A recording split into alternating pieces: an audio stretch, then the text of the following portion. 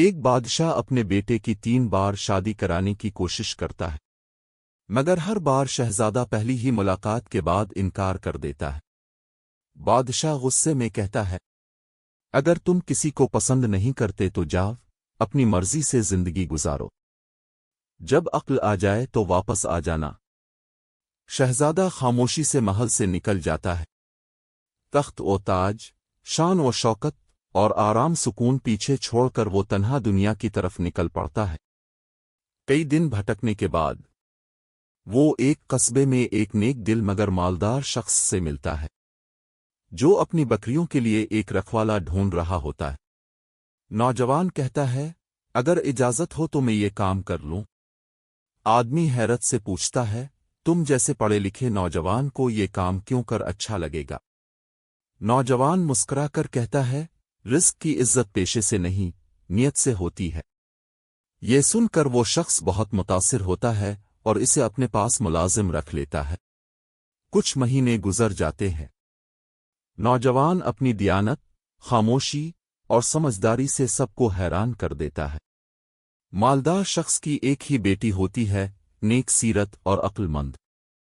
باپ سوچتا ہے، ایسا لڑکا قسمت سے ملتا ہے، اگر یہ میرا داماد بن جائے تو بہتر ہوگا۔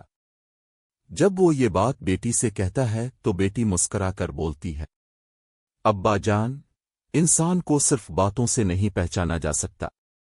آپ اس کے ساتھ ایک سفر پر جائیں، راستے میں اس کے عمل سے اس کی اصل پہچان ہو جائے گی۔ اگلے دن باپ نوجوان سے کہتا ہے، کل بکریاں مت لے جانا، ہم چند دنوں کے لیے سفر پر نکلتے ہیں۔ اگلے دن وہ دونوں سفر پر نکلتے ہیں۔ راستے میں وہ ایک بکریوں کے گلے کے پاس سے گزرتے ہیں۔ نوجوان کہتا ہے، کتنے زیادہ ہیں اور کتنی کم ہے؟ بوڑھا چونک کر اسے دیکھتا ہے مگر کچھ نہیں کہتا۔ کچھ آگے ایک اور گلہ آتا ہے۔ نوجوان پھر کہتا ہے، کتنی زیادہ ہیں اور کتنے کم ہیں؟ بوڑھا دل میں سوچتا ہے، یہ باتیں میری سمجھ سے باہر ہیں۔ اس کے بعد وہ ایک قبرستان کے قریب سے گزرتے ہیں۔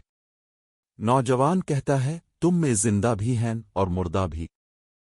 کچھ دور چلنے کے بعد ایک خوبصورت باغ آتا ہے۔ نوجوان کہتا ہے، مجھے نہیں معلوم کہ یہ باغ ہرا بھرا ہے یا سوکھا ہوا۔ بوڑھا مزید الجھ جاتا ہے۔ اس کے بعد وہ ایک گاؤں پہنچ جاتے ہیں۔ گاؤں والے ان کی خوب عزت کرتے ہیں اور انہیں پینے کے لیے دودھ دیتے ہیں۔ نوجوان پہلے خود دودھ پیتا ہے، پھر مالک کو دیتا ہے۔ یہاں سے نکلنے کے بعد وہ پھر سفر شروع کرتے ہیں اور دوسرے گاؤں پہنچ جاتے ہیں۔ دوسرے گاؤں میں لوگ انہیں پانی پیش کرتے ہیں۔ اس بار وہ پہلے مالک کو پانی دیتا ہے، پھر خود پیتا ہے۔ بوڑھا دل میں سوچتا ہے، پہلے اس نے میری بے عزتی کی، اب عزت دے رہا ہے، سمجھ نہیں آتی یہ کیسا آدمی ہے۔ سفر ختم ہوتا ہے تو گھر پہنچ کر بوڑھا اپنی بیٹی کو سارا واقعہ سناتا ہے۔ بیٹی غور سے سنتی ہے، پھر مسکرا کر کہتی ہے، ابا جان، میں سب سمجھ گئے۔ پہلا گلہ، اس میں مینڈھے زیادہ تھے، بکریاں کم تھی، اسی لیے اس نے کہا کتنے زیادہ ہیں اور کتنی کم ہیں۔ دوسرا گلہ، بکریاں زیادہ تھیں اور مینڈھے کم تھے، اسی لیے کہا کتنی زیادہ ہیں اور کتنے کم ہیں۔ قبرستان، جس نے نیک اولاد چھوڑی وہ زندہ ہے، اور جو بغیر نیکی کے مر گیا وہ مردہ ہے۔